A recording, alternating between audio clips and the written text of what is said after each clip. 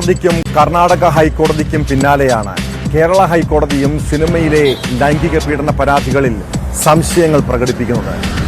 സംവിധായകൻ രഞ്ജിത്തിനെതിരായ യുവാവിന്റെ ലൈംഗിക പീഡന പരാതി പച്ചക്കള്ളം ഉന്നയിക്കുന്നതിന്റെ ക്ലാസിക് ഉദാഹരണമെന്നായിരുന്നു കർണാടക ഹൈക്കോടതിയുടെ നിരീക്ഷണം. ഇതിന് പിന്നാലെ സംവിധായകൻ രഞ്ജിത്തിനെതിരായ പീഡന പരാതിയിൽ പോലീസ് കോടതിയിൽ നൽകിയ റിപ്പോർട്ടിനെതിരെ പരാതിക്കാരൻ രംഗത്തെത്തിയിട്ടുണ്ട്. കർണാടക പോലീസ് തെളിവെടുപ്പ് നടത്തിയ ഹോട്ടലല്ല കോടതിയിൽ നൽകിയ റിപ്പോർട്ടിലുള്ളത്. കർണാടക പോലീസിനെ രഞ്ജിത്ത് സ്വാധീനിച്ചിട്ടുണ്ടാകാമെന്നും ഇതിനെതിരെ കോടതിയെ സമീപിക്കുമെന്നും യുവാവ് പറയുന്നു.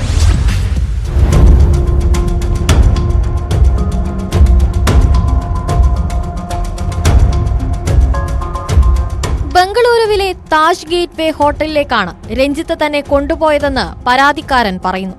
അവിടെ വെച്ചാണ് ലൈംഗിക പീഡനത്തിനിരയാക്കിയത്. ഈ ഹോട്ടൽ കർണാടക പോലീസിന് കാണിച്ചു കൊടുത്തിരുന്നു. പോലീസ് ഹോട്ടലിൽ തെളിവെടുപ്പ് നടത്തുകയും ചെയ്തു. എന്നാൽ കോടതിയിൽ നൽകിയ റിപ്പോർട്ടിൽ മറ്റൊരു ഹോട്ടലാണ് ഉൾപ്പെടുത്തിയത്. എന്നെ ഇവർ ഇൻവെസ്റ്റിഗേഷന് വേണ്ടി കൊണ്ടുപോയ ഹോട്ടലും ഇവരിപ്പോൾ പുറത്ത് പറഞ്ഞിരിക്കുന്ന ഹോട്ടലും രണ്ടാണ്. രഞ്ജിത്ത് എൻട്രൻസ് വഴിയല്ല ഞാൻ റൂമിന്റെ ഉള്ളിലേക്ക് കയറിയത്. ഞാൻ കയറിയത് പുറത്തുള്ള അഥവാ ബാക്കിലൂടെയുള്ള സ്റ്റെയർ കേസാണ്. ആ വഴി പോലും വളരെ ക്ലിയർ ആയിട്ട് എനിക്ക് മനസ്സിലായി. അത് ബാംഗ്ലൂർ പോലീസ് അത് ഫോട്ടോ വരെ എല്ലാം ക്യാപ്ചർ ചെയ്തിട്ടുണ്ട്. പിക്ചേഴ്സ് എല്ലാം എടുത്ത് ഈ ഹോട്ടലാണെന്ന് കൺഫേം ചെയ്തിട്ടുണ്ട്. എന്നിട്ട് ഇത്രയൊക്കെ പറഞ്ഞ് എന്നോട് ഫൈനലി എസ് ഐ പറഞ്ഞത് നമ്മൾക്ക് ഓൾറെഡി സോളിഡ് ആയിട്ടുള്ള എവിഡൻസ് എല്ലാം കിട്ടിക്കഴിഞ്ഞു. ഇനി നമ്മൾ നെക്സ്റ്റ് പ്രൊസീജിയർ രഞ്ജിത്തിനെ സിറ്റിങ്ങിന് വേണ്ടിയിട്ട് വിളിക്കുന്നതാണ്. പുറത്ത് വന്നത് എയർപോർട്ടിനടുത്തുള്ള താജാണ്. അവിടെ നമ്മൾ പോയിട്ട് പോലുമില്ല. രഞ്ജിത്തിനെതിരായ പരാതിയിലെ തുടർ നടപടികൾ ബംഗളൂരു ഹൈക്കോടതി കഴിഞ്ഞ ദിവസം സ്റ്റേ ചെയ്തിരുന്നു.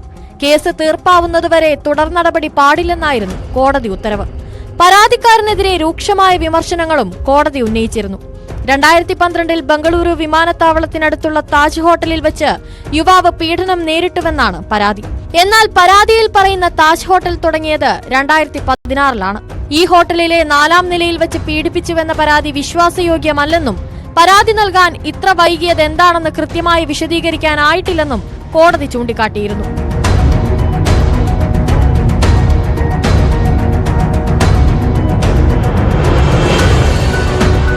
ന്യൂസ് 18 കോഴിക്കോട്.